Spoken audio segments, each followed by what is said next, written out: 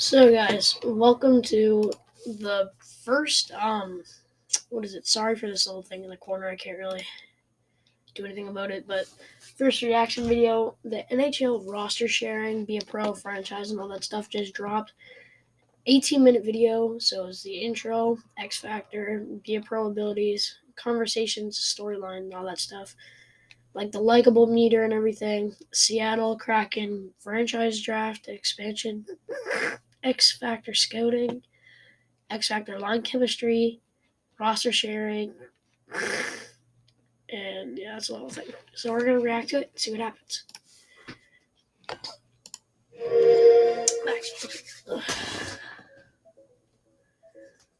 Welcome to the third installment of our NHL 22 in-depth series. Today we're diving into... Okay, I'm gonna try not to pause it a whole lot. Already, the thing looks all different and everything. That's nice. Be a Pro and franchise mode. Before we get started, just a reminder that our final video will be dropping on October 6th, one day before early access is live with EA Play. So there's a lot of info coming in these next few days, so stay locked to our YouTube and other social channels. With that out of the way, let's get right into the content. I'm happy to be joined by Gern, who spans across Be a Pro and franchise mode on the NHL series. How's it going? I'm doing well. How are you doing? I'm hoping today you can talk us through. Obviously, with the rest of the game, having Superstar X Factor in there, what we wanted to do was kind of enhance the Be a Pro experience with that feature. So we've added in around roughly 300 new conversations as a part of content, as a part of long-term storylines, which were something that we want. Last year, the storylines and everything got super repetitive. So hopefully 300 plus the ones we already have will be enough to hold us off for enough. That's good. Wanted to add into the game so that you're able to have multi-year challenges, kind of be able to really keep your career going, whether it be playing on the same team or different teams, and then unlocking something that's special like a Superstar X Factor. So starting with your build archetype, how are the X Factor abilities affecting this? Because as you see with each archetype, there's an X Factor ability tied to it. Do you now sort of unlock that ability right when you start your Be a Pro career? Good question. Jamie Ben was on there.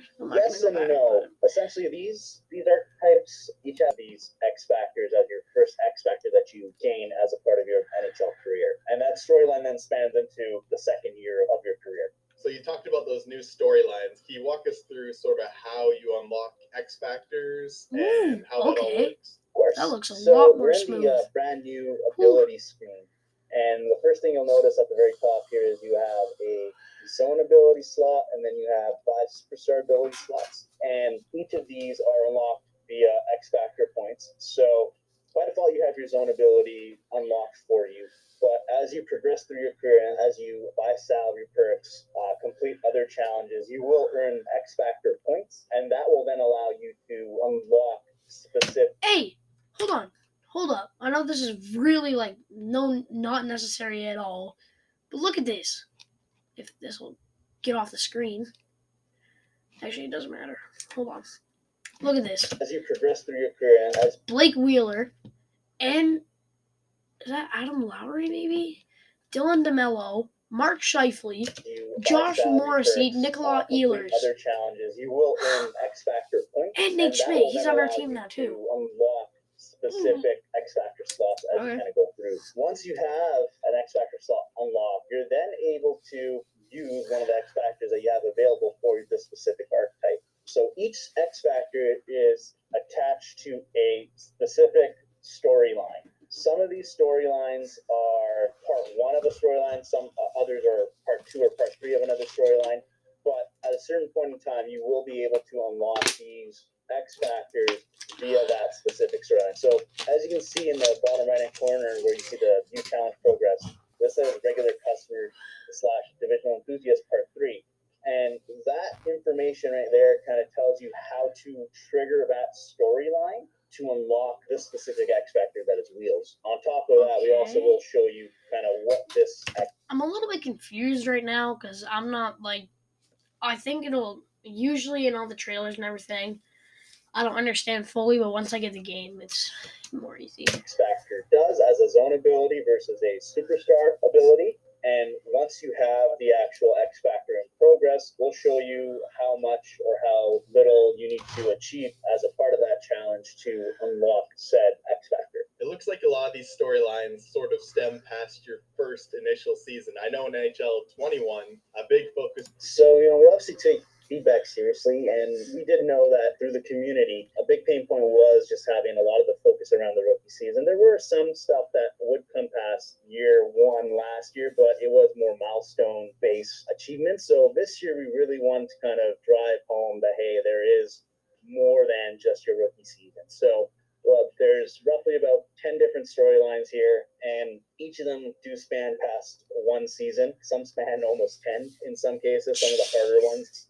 that is. So once you unlock, say, something along the lines of Ultimate Champion, you're now trying to break the record for the most Stanley Cups won by a player. So there are things here that we make you try to push for and achieve that do go past that first rookie season. Some of these will unlock depending on how well you play or how poorly you play in that first season, but most of these will start unlocking in season 2, 3, or 4 and beyond.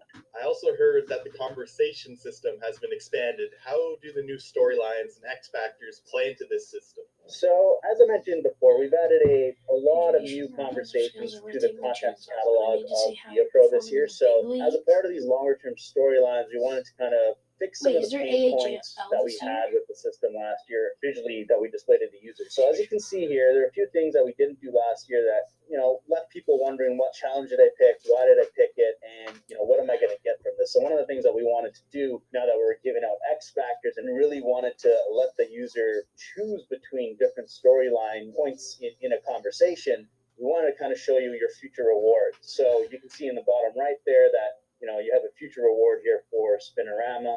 Depending on certain conversations, that may change based off of the storyline you choose. So if you pick the storyline to the left here, it may show Spinorama, and the other one, it may show something else. The second thing you see is there, we kind of give you a quick synopsis. You're going to be having to make a choice. So what we want to do is kind of make sure that the user knows that, hey, I'm picking the storyline. So we'll see that blue highlight as well as the storyline button to kind of pick from, so that you're not accidentally entering a storyline or not rushing through and clicking through and not picking a storyline that you don't want to be a part of. And the other thing is, if you choose to opt out of the storyline, which is a possibility, so if you don't want to partake in our Conn Smythe storyline or a storyline that allows you to opt out, you will be able to go back into that storyline at a later time by having a conversation that you can trigger with the coach or media or whomever it may be, manually from the main ViaPro menu. Reach 2,000 on the likable meter? Longer-term storyline. It's, again, one of the ones that you want to dip your toe into the water in these longer-term storylines. So, this one is just play on the same team for 5 years. And there are longer-term storylines that are a lot more challenging than this, but this is something that we wanted to kind of make it easy enough for someone to earn something if they do want to play for one team for their entire career or play for one team for a very long time, which, in ViaPro, you are potentially asking for a trade or signing with another team. This may make you think twice about doing that. And again, the other thing here is you're actually interacting with the fan, which is something we didn't do last year. So we've added in the ability to kind of have your fans interact with you in some of these long-term storylines. And again, you're able to kind of pick and choose between what you would get for the storyline and get to see what you earn from picking the storyline. Did you guys do anything else Let me look at this. I want to see if anything crazy. Oh, look at the left. Like the LBRB thing. Skill tree. The point thing looks different. 10,000.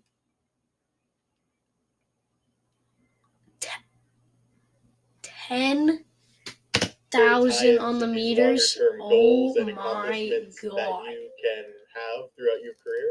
We did a couple of things. One of the things that we did was expanded on our likability system to be a bigger range and also a slower progress than it was last year. So you'll see on this screen that the likability range is from 10K to minus 10K now, as opposed to 1K to minus 1K. Last year, we were able to kind of get a lot of those bars full pretty quickly or low really quickly. We wanted to kind of make this a much more longer progression just to kind of tie into all these longer storylines that we have. So you're able to kind of earn management likability at a slower pace. Okay, so now we're jumping into the second part here, the expansion draft, like Seattle, and we're going to check out some of the franchise mode changes. Meter player in the NHL. Already a change. It's already gone back to, what year was it? There was a different year where it was white instead of black. But 33 teams? I find that so weird, seeing that. Anyway, yeah, this is going to be a nice year.